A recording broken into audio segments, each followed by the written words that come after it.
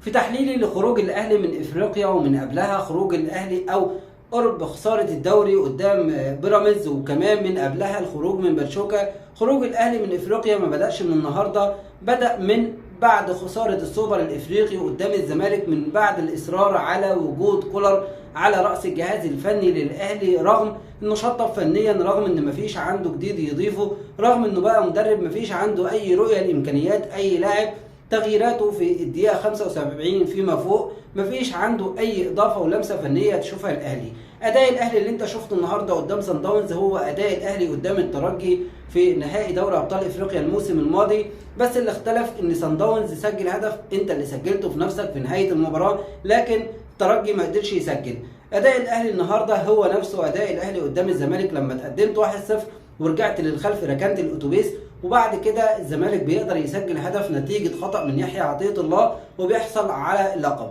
أداء الأهلي النهارده مرتبط بأداء الأهلي طول الموسم، عك كروي بيحصل من كولر كل ما بيتقدم في النتيجة قدام فريق صغير أو ضعيف أو كبير بيقرر يرجع للخلف، لأن مفيش عنده جديد، مفيش عنده إدارة من على الخط للمباراة، مفيش تغييرات بيعملها صحيحة، ولما بيعمل تغيير بيقرر يسحب الناس اللي سحب الفريق للخط الامامي او في خط الهجوم زي امام وطاهر، وينزل باكرم توفيق في وسط الملعب.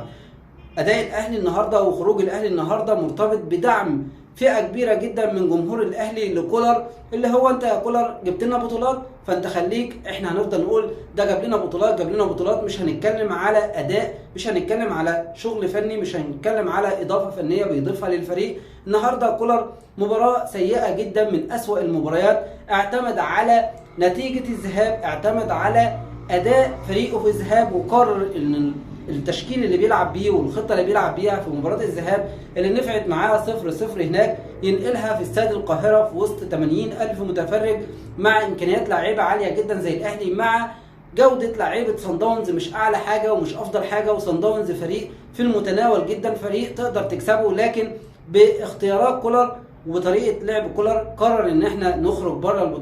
البطوله ونهايه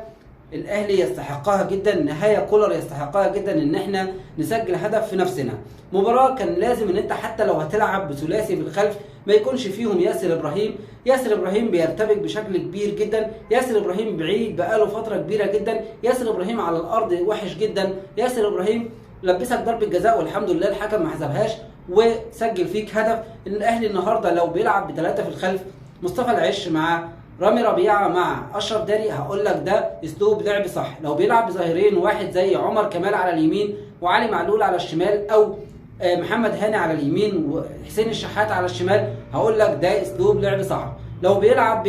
بامام عاشور على الدايره مع اللاعب مروان عطيه اللي انا مش مقتنع بيه خالص، كنت هقول لك اسلوب الاهلي صح. لو بيلعب باثنين صناع لعب زي قفشه واشرف بن شرقي، او طاهر واشرف بن شرقي تحت راس الحربه وسام او جراديشار، هقول لك ده اسلوب لعب صح. لكن بيلعب بشكل عشوائي جدا، بيلعب بشكل بخمسه في الخط الخلفي ما لهمش اي دور نهائي ان هم يعملوا اي اضافه فنيه في الخط الامامي. ده كان شكل الاهلي النهارده، كان شكل سيء جدا.